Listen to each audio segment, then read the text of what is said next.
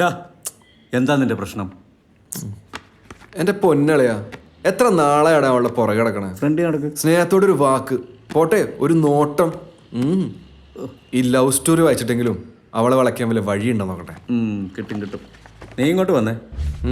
എന്തല്ലേ ഇങ്ങോട്ട് വാടാ പറയട്ടെ. 69. ഡാ സുന്ദരനും സുമുഖനും സുശീലനും സർവോപരി സമാധാനിയുമായ നിന്നെ നാട്ടിലെ വെറും ഒരു സാധാരണ പണക്കാരന്റെ മകളായ അവൾക്ക് കിട്ടിയ ആർക്കാ ലാഭം? ആർക്കാ? സംശയം എന്താ? അവൾക്ക് തന്നെ. ഇത് അവൾക്ക് മനസ്സിലാക്കി കൊടുത്ത നിന്റെ പ്രശ്നം തീർന്നില്ലേ? അതെങ്ങനെയാ? അതറിഞ്ഞ നീ ഹീറോ ഇല്ലേ പൊട്ട? പറഞ്ഞിട്ടു അളിയാ, അളിയാ പറഞ്ഞിട്ടു.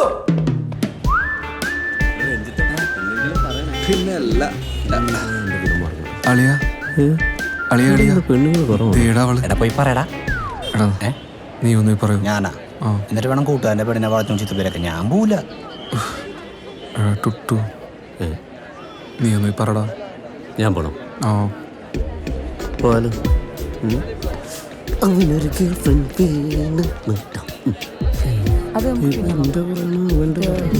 കൊളാക്കോ?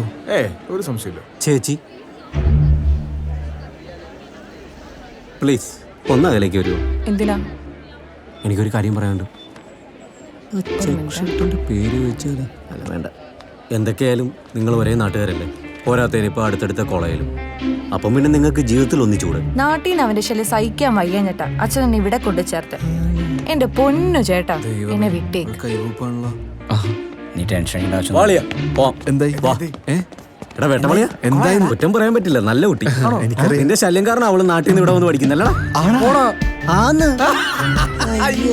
അവളങ്ങനെ പറഞ്ഞാ? അത് മാത്രമല്ല, എന്റെ പൊന്നു കേട്ട എന്നെ വിട്ടേക്കെന്ന് പറഞ്ഞ ഒറ്റ പോക്ക്.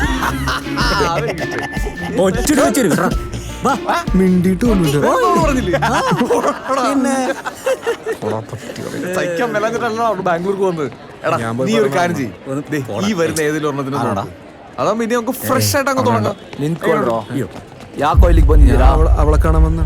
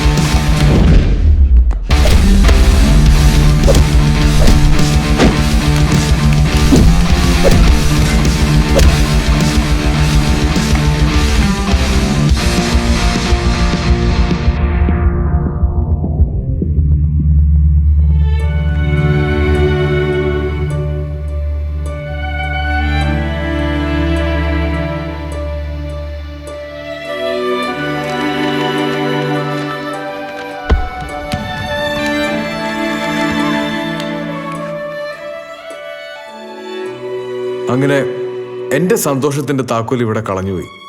അല്ലെങ്കിൽ നമ്മളാണുങ്ങൾ ഇങ്ങനെയാ, എന്തൊക്കെ പറഞ്ഞാലും ചെയ്താലും നമുക്ക് കാത്തുവെച്ച് നമ്മുടെ മുന്നിലെത്തിയ നമ്മൾ പഴയതെല്ലാം മറക്കും.